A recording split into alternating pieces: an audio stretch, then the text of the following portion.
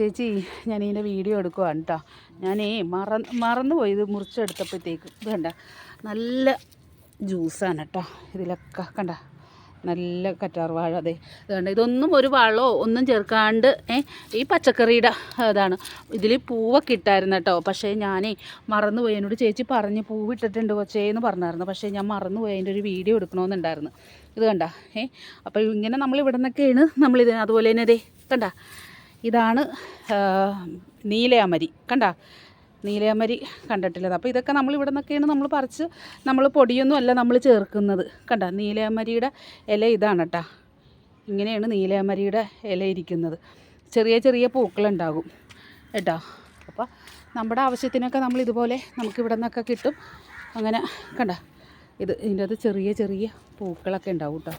അപ്പോൾ അതായിട്ടാണ് ഇതാവണത്. പക്ഷെ ഇത് വെട്ടി കൊടുക്കണം. വെട്ടി കൊടുത്തില്ലെങ്കിൽ ഇതായിപ്പോകും. അതുകൊണ്ടതെ ഇവിടെയൊക്കെ നിൽപ്പുണ്ട് കറ്റാർ വാഴ. അപ്പം ഞാൻ ഓയിലുണ്ടാക്കാനായിട്ട് ഓരോ വശത്തു കൂടി ഇങ്ങനെ അരച്ചും ഒതുക്കിയൊക്കെ ഇരിക്കണേണ്.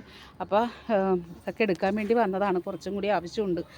അപ്പോൾ ഷോപ്പൊക്കെ പൂട്ടിയിട്ടൊക്കെയാണ്. വേറൊരു ചേച്ചിയുണ്ട് ഹെൽപ്പ് ചെയ്യാനായിട്ട്. അപ്പോൾ അവരും വന്നിട്ടുണ്ട്. അപ്പോൾ ഇനി കുറച്ച് ദിവസത്തേക്ക്, ഒരു 5-6 ദിവസത്തേക്ക് ഇതിൻ്റെ തിരക്കായിരിക്കുള്ളൂ. അപ്പോൾ ഇതൊക്കെയാണ് കേട്ടോ എൻ്റെ വിശേഷങ്ങൾ. ദേ വേപ്പിലയൊക്കെ കണ്ട, ഇതൊക്കെ നമ്മൾ കെമിക്കലുള്ളതൊന്നും അല്ല നമ്മൾ ചേർക്കുന്നത്.